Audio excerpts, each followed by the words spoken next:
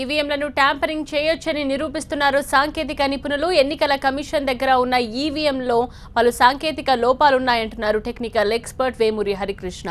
Hack చేయలేమని EC సవాల్ చేయడం సరికాదన్న హరికృష్ణ, ఓపెన్ ఆడిట్ పెడితే అన్నీ బయటకొస్తాయంటున్నారు. ఈవీఎంలను అన్నిటినీ కలిపి ఒకేసారి హ్యాక్ చేయొచ్చంటున్న హరికృష్ణతో మా ప్రతినిధి అశోక్ ఫేస్ టు ఫేస్. దేశవ్యాప్తంగా ఇప్పుడు ఈవీఎంల ట్యాంపరింగ్కు సంబంధించి ప్రధానంగా చర్చ జరుగుతోంది. చాలా రాష్ట్రాల పార్టీలకు సంబంధించిన ప్రజాప్రతినిధులంతా కూడా ఈవీఎంలు ఎత్తేసి మళ్ళీ తిరిగి బ్యాలెట్ పద్ధతినే పెట్టాలని డిమాండ్ చేస్తున్న పరిస్థితి కనపడుతోంది. ఈ నేపథ్యంలో అసలు ఈవీఎంలు ట్యాంపరింగ్ చేయడం ఎంతవరకు సాధ్యమన్న దాని మీద మనతో మాట్లాడటానికి టెక్నికల్ ఎక్స్పర్ట్ వేమూరి హరిప్రసాద్ ఉన్నారు. మీరు గతంలో కూడా ఈవీఎంను హ్యాక్ చేసి చూపించారు. ఒక విధంగా చెప్పాలంటే మీరు కూడా ఈవీఎం హ్యాకరే అనుకోవాల్సి ఉంటుంది. ఎలా సాధ్యం ఈవీఎంను హ్యాక్ చేయటం అనేది? ఈవీఎంని హ్యాక్ చేయటం పెద్ద గొప్ప విషయం కాదండి. అది కాదు చూడాల్సింది. యాక్చువల్గా ఎలక్షన్ కమిషన్ నాకు చెక్స్ అండ్ బ్యాలెన్సెస్ అన్నీ ఉన్నాయి, అందుకని మేము చాలా ఫుల్ ప్రూఫ్గా మెయింటైన్ చేస్తున్నాము అని చెప్తున్నారు. యాక్చువల్గా ఇప్పుడు ఎలక్షన్ కమిషన్ చెప్తుంది ఏంటంటే ఎవరన్నా వచ్చి మళ్ళీ హ్యాక్ చేయండి అని. 6 ఏళ్ల క్రితం జరిగిందే మళ్ళీ రిపీట్ చేస్తున్నారు. That is the biggest mistake what they doing. ఆ ఛాలెంజ్ అవన్నీ చేసే బదులు ఒక ఓపెన్ సెక్యూరిటీ ఆడిట్ కోసం పిలవటం, ఫ్రెండ్లీ హ్యాకథాన్ అంటే ఈ మిషన్స్ని దీంట్లో ఉన్న వల్నరబుల్ పాయింట్స్ని చూపించడం అనేది అడిగితే బాగుంటుంది. టెక్నికల్ వాళ్ళని పట్టుకుని ఛాలెంజ్ చేస్తే జనరల్గా ఇది ఎలక్ట్రానిక్ డివైస్, దీన్ని హ్యాక్ చేయడం పెద్ద గొప్ప విషయం కాదు. మళ్ళీ ఎవరో ఒకళ్ళు వచ్చి హ్యాక్ చేస్తారు. అప్పుడు మేము చూపించిన దాన్ని అంతెందుకు 6 ఏళ్ల క్రితం 4 గోడల మధ్య వాళ్ళ కెమెరాల్లోని ఏమి చిత్రీకరించారో వాళ్ళని ఓపెన్ చేసి చూపించమనండి, దాన్ని బట్టే తెలిసిపోతుంది. ఇట్లా ఛాలెంజ్ చేయడం పద్ధతి కాదు. దాని బదులు నేను అన్నట్టు ఓపెన్ సెక్యూరిటీ ఆడిట్ పెట్టమనండి, ఒక హ్యాకథాన్ పెట్టమనండి, ఓ ప్రైజ్ డిక్లేర్ చేయమనండి. మన దగ్గర ఉన్న టెక్నికల్ వాళ్ళు తక్కువ వాళ్ళు ఏం లేరు, వాళ్ళందరూ చూపిస్తారు. ఆ ఏ పాయింట్స్ వాళ్ళు చూపించారో వాటిని సీల్ చేయటం మొదలెట్టాలి. అలా చేయకుండా ఛాలెంజ్ చేయటం ఇవన్నీ అది కరెక్ట్ పద్ధతి కాదు. ఒక ఈవీఎంను మీరు తీసుకొచ్చి పర్టికులర్గా అందరి ముందు హ్యాక్ చేసి చూపించగలిగారు. కానీ ఇప్పుడు దేశంలో చూస్తే ఎలక్షన్ కమిషన్ దగ్గర కొన్ని కోట్ల ఈవీఎంలు ఉన్నాయి. మీరు ఫిజికల్గా ఒక ఈవీఎంను తీసుకొచ్చి దాన్ని హ్యాక్ చేశారు. అట్లా కొన్ని కోట్ల ఈవీఎంలను ఫిజికల్గా తీసుకొచ్చి హ్యాక్ చేయాల్సి ఉంటుంది తప్ప ఎట్ ఏ టైం అన్ని ఈవీఎంలని టెక్నికల్గా హ్యాక్ చేయడం సాధ్యమేనా? హ్యాకింగ్ చేయటం అనేది ఒక ఈవీఎం చేశారా 1000 ఈవీఎంలు చేశారా అనేది తర్వాత సంగతి. అసలు అవి వల్నరబులా కాదా అనేది చూసుకోవాలి. చెయ్యాలి అనుకుంటే ఇప్పుడు ఎలక్షన్ కమిషన్ మొత్తం కంట్రోల్ ఉండవు, ఆ లోకల్ అడ్మినిస్ట్రేషన్ కంట్రోల్ ఉంటుంది. లోకల్ అడ్మినిస్ట్రేషన్ ఈజీగా ఒక పొలిటీషియన్ ఇన్ఫ్లుయెన్స్ చేయగలడు.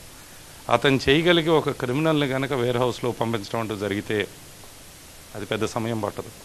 ఇప్పటికిప్పుడు మొన్న ఉత్తరప్రదేశ్లో ఎన్నికల్లో వాడిన ఈవీఎంలు కావచ్చు, లేకపోతే ఉత్తరాఖండ్ ఎన్నికల్లో వాడిన ఈవీఎంలు కావచ్చు, లేకపోతే 2014 ఆంధ్రప్రదేశ్ ఎన్నికల్లో వినియోగించిన ఈవీఎంలు కావచ్చు, అందులో ఉన్న ఒక 10 లేకపోతే 100 ఈవీఎంలో తీసుకొచ్చి మీకు అప్పచెప్తే ఇప్పటికిప్పుడు మీరు అన్నట్టుగా బహిరంగంగా వాటిని హ్యాక్ చేయగలరా మీరు? అంటే మన ఉపయోగం హ్యాక్ చేసి చూపించడం కాదు, వీటిని ఎట్లా సెక్యూర్ చేయాలనేది చూడాలి కదా.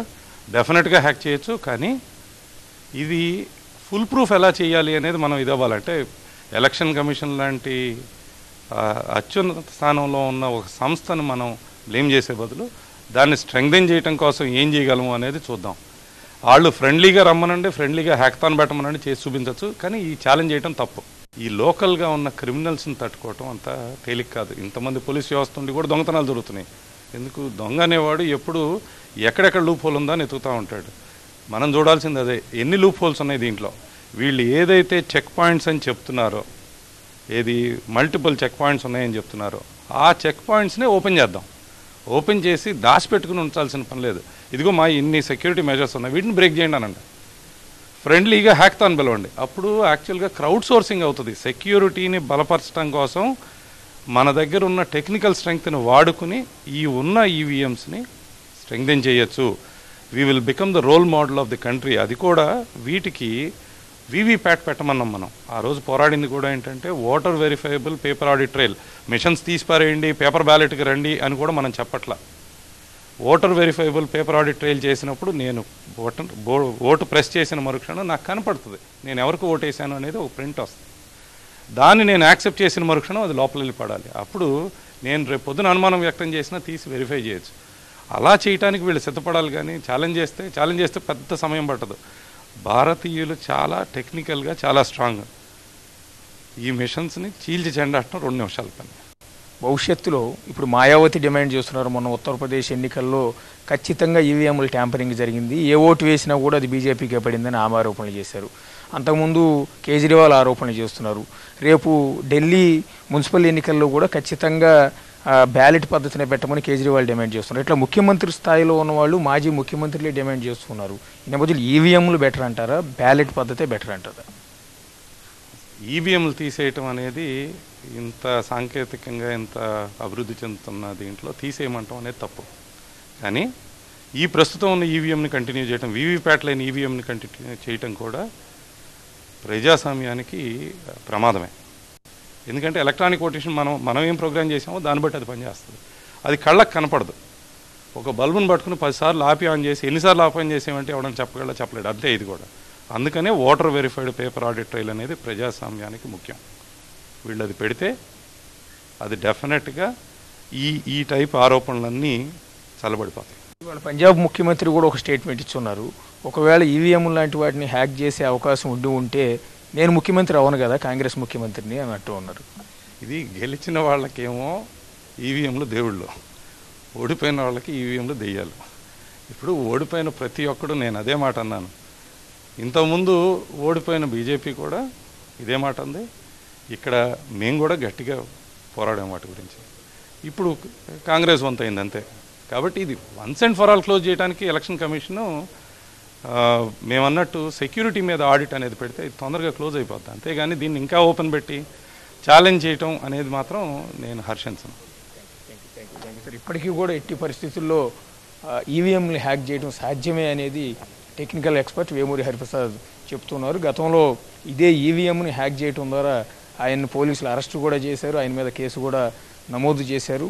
ఇన్నేళ్ల తర్వాత కూడా ఆయన అదే మాట కట్టుబడి ఉన్నారు. ఖచ్చితంగా ఈవీఎంలు హ్యాక్ చేయడం సాధ్యమే, ట్యాంపరింగ్ చేయడం అనేది సాధ్యమైనదే. ఎందుకంటే అందులో ఉన్న అనేక లోపాలు ఉన్నాయి. ఆ లోపాలను సరిచేయకుండా మరోసారి ఎన్నికల కమిషన్ దమ్ముంటే హ్యాక్ చేయండి అంటూ సవాల్ విసరటం కూడా సమంజసం కాదు అంటూ ఆయన చెప్పేది. అట్లాగే ఓపెన్ హ్యాకథాన్ పెట్టమని కూడా ఆయన సవాల్ విసురుతూ ఉన్నారు.